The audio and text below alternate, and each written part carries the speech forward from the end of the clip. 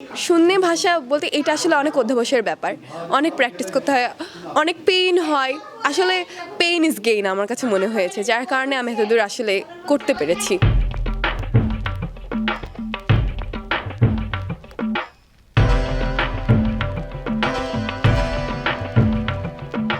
ধানমন্ডি লেকে ছবি তোলার পরে ওখানে বসে থেকে আমরা খেতে খেতে আমরা প্ল্যান করছিলাম যে আমরা কি করব। তখন আমাদের এই ঢাকার যে সিগনেচার পয়েন্টগুলোতে ছবি তোলার প্ল্যান হয়। ঢাকার মেইন পয়েন্ট যেগুলো, তারপর সংসদ ভবন, টিএসসি, কার্জন হলে আমরা ছবি তুলবো, এগুলো মোটামুটি ঢাকার প্রাণকেন্দ্র।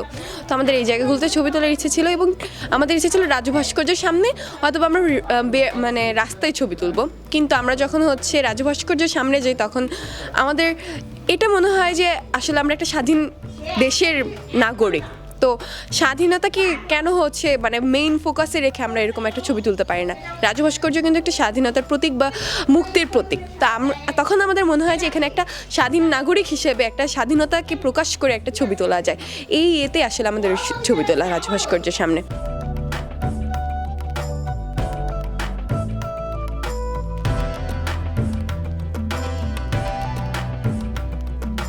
আমি তো শাস্ত্রীয় নৃত্য করি, ভরতনাট্যম নৃত্য। তো ভরতনাট্যমের পাশাপাশি ভরতনাট্যম করতে করতে এইটা খুব ইচ্ছে ছিল। তো আমার প্ল্যান ছিল যে আমি 20 সালে এসএসসি পরীক্ষা দিই। এসএসসি পরীক্ষার পরে যেই আমি ভ্যাকেশনটা পাবো, এই ভ্যাকেশনে ইন্ডিয়া গিয়ে এটার উপরে শিখে আসবো, ভরতনাট্যমের উপরে। কিন্তু আমার মজার ব্যাপার, এসএসসিটা শেষ হওয়ার একদিন পরে পুরো বিশ্বে লকডাউন দিয়ে দেওয়া হয়। তা আমার কাছে এটা খুব খারাপ লাগে, শেখা হয় না। তো তখন বাসায় যখন আমি মন খারাপ করে বসে আছি, তখন মা বলে যে এখন ইন্টারনেটের যুগ, ইউ ক্যান লার্ন এনিওয়্যার, তোমার যদি সেই ইচ্ছে থাকে। তো সেই কথা শুনে আমি বাসাতেই প্র্যাকটিস করা শুরু করি। প্রথমে ছোট্ট জায়গা, তারপর মা দেখলো যে হ্যাঁ আমার ইচ্ছে আছে, তখন রুম থেকে সব কয়টা জিনিসপত্র বাইর করে দিয়ে বললো যে এখানে তুমি শিখতে পারো। তো তারপরে রুমের ভেতরে ইউটিউব দেখে, ফেসবুক দেখে শেখা শুরু হয়।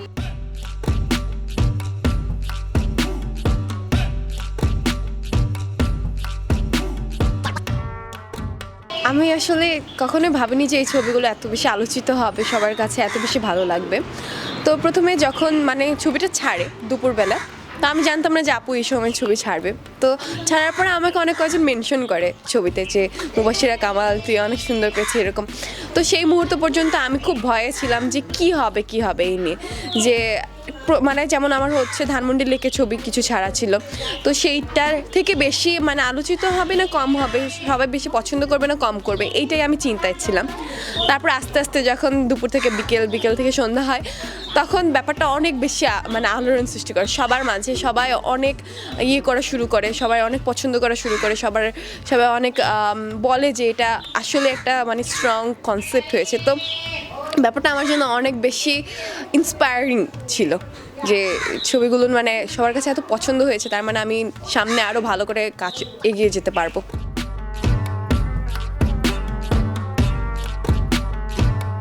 দেশের বাইরের যে সাংস্কৃতিক নৃত্য, আমাদের দেশের সাংস্কৃতিক নৃত্য, এই দুটো সংমিশ্রণ আমার একটা নতুন কিছু তৈরি করার ইচ্ছা। আমাদের দেশের লোকনৃত্য, দেশের যে লোকনৃত্য, এইটা দেশের বাইরে আরও সুন্দর করে ফুটিয়ে তোলা। ওখানে ওই দেশের নাচ যেমন আমাদের কাছে আলোচিত, ঠিক সেই রকমই আমাদের এই লোকনাচটা তাদের কাছে আলোচিত করতে চাই আমি, এবং আমাদের দেশকে সুন্দরভাবে রিপ্রেজেন্ট করতে চাই সারা বিশ্বে।